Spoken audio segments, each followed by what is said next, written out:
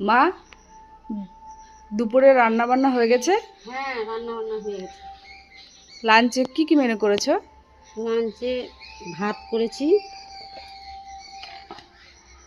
ভাতের সাথে ভাতের সাথে ডাল, মুসুর ডাল দিয়ে পাট শাক। পাট শাক করেছি, পাট শাক দিয়ে মুসুর ডাল করেছি, খেতে পছন্দ করে।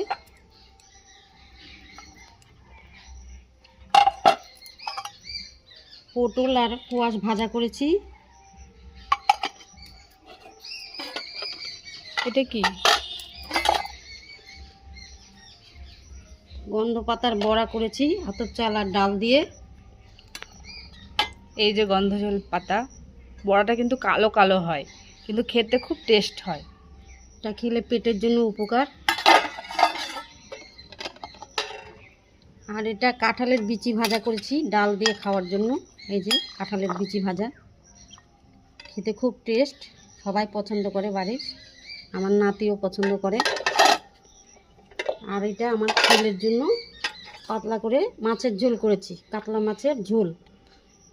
আর বাড়িতে বেশিরভাগ কাঁচা লঙ্কা দিয়ে। আর বাড়িতে বেশিরভাগ মাছের ঝোল পাতলা করেই হয়। বাড়িতে বেশিরভাগ মাছের ঝোল পাতলা করে হয়, খেতে পছন্দ করে, তাই করেছি। আর তার সাথে তার সাথে খাওয়া দাওয়ার পরে আম দিয়ে দিব, আম খাবে আজকে তাহলে।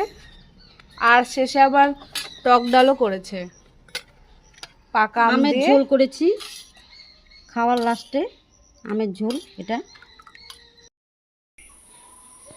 মা, রান্না বান্না কমপ্লিট? হ্যাঁ, রান্না বান্না কমপ্লিট। লাঞ্চের মেনুতে কি কি করেছো আজকে? লাঞ্চের মেনুতে ভাত করেছি, পাট শাক দিয়ে ডাল করেছি, মুসুর ডাল, পাতলা। খেতে খুব ভালো লাগে, এটা সবাই পছন্দ করে, তাই করেছি। আর এটা হচ্ছে কুয়াশ আর পটলের ভাজা করেছি রুটি দিয়ে খাওয়ার জন্য।